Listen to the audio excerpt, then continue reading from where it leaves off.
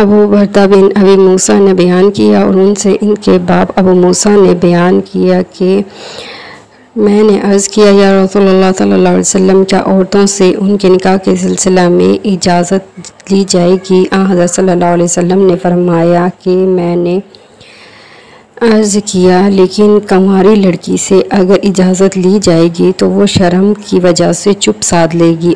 حضرت صلی اللہ علیہ وسلم نے فرمایا کہ اس کی خاموشی ہی اجازت ہے۔ حدیث صحیح بخاری 6946۔ اسی طرح ایک اور حدیث مبارک میں ہے، یزید بن حارثہ انصاری کے 2 صاحبزادوں عبد الرحمن اور مجمع نے اور ان سے خنسہ بنت خزام انصاریہ نے کہا ان کے والد نے ان کی شادی کر دی، لیکن ان کی ایک شادی اس سے پہلے ہو چکی تھی اور اب وہ بیوہ تھیں۔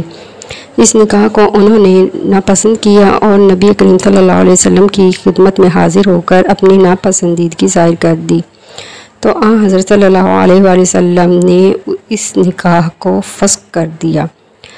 حدیث صحیح بخاری 6945۔